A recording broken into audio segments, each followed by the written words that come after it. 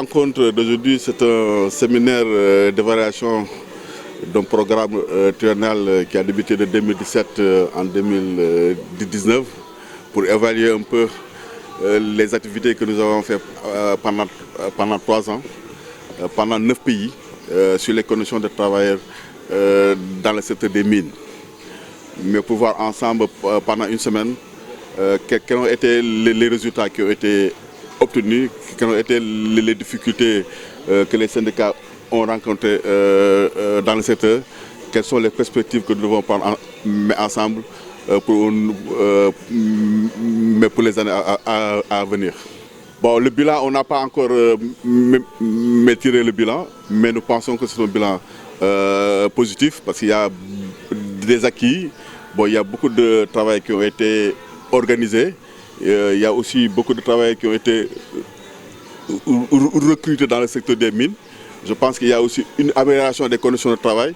Il y a aussi une amélioration des conditions salariales, quoi. Oui, parce que la protection sociale, c'est un élément très important parce que c'est pourquoi aujourd'hui on est en train de faire un plaidoyer au niveau du gouvernement du Sénégal pour la ratification de la Convention 176 qui prend en compte l'aspect santé et sécurité dans le secteur. Bon, nous avons vu aussi que pendant les 3 ans, il y a eu vraiment au niveau du travail une certaine précarité. Il y a aussi la sous-traitance. Donc sur ces questions-là, je pense que pendant les 5 jours, on va voir ensemble quelles sont les stratégies qu'on va mettre en place pour éradiquer quelques phénomènes qui sont en train de tuer les travailleurs, entre guillemets, quoi. Parce que, comme vous le savez, hein, dans les entreprises minières, il y a beaucoup de travail, il y a beaucoup de sociétés de sous-traitance. Mais nous avons 4 travailleurs. Hein. Il y a un travail jaune, il y a un travail vert, et il y a un travail bleu. Ils font le même travail, mais le salaire n'est pas le même. Mais c'est ça la sous-traitance. Donc nous pensons que ça c'est une injustice que nous avons le devoir en tant que syndicat de combattre, quoi.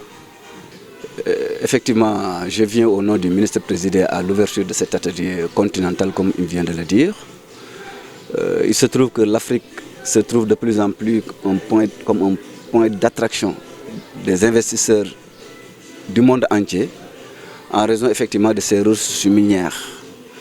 Je rappelle juste qu'à l'atelier tenu en 2016 à Ouagadougou, il a été répertorié pas mal d'une 50aine d'entreprises essentiellement minières et qui travaillent en permanence dans la seule partie de l'Afrique de l'Ouest. Alors cette attractivité ou cette attraction pose effectivement des enjeux et des opportunités à saisir, mais en même temps des défis à relever. Donc c'est des défis de tout ordre, du point de vue santé, du point de vue sécurité, du point de vue environnement de façon générale. Donc c'est pourquoi effectivement on est là pour évaluer le programme triennal qui était établi depuis 2017 et aujourd'hui qui arrive à sa phase finale. Avant de parler de convention, je crois qu'il ne faudra pas faire table rase sur ce qui a été fait au Sénégal. Donc nous sommes un état de droit, nous veillons véritablement sur tout ce qui se fait dans le secteur.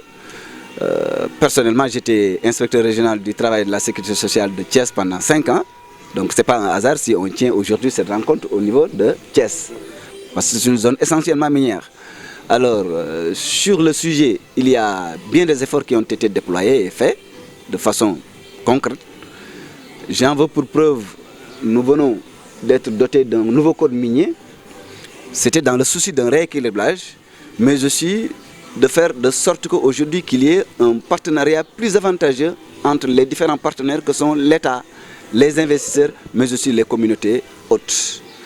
Alors, en dehors de cela, le Sénégal vient de signer les partenaires, je ne dis pas même pas le Sénégal, mais les mandants tripartites, État, travailleurs, employeurs, viennent de signer un nouveau PPTD, Programme Pays Travail Décent, qui prend en charge l'ensemble des préoccupations véritablement de tous les acteurs.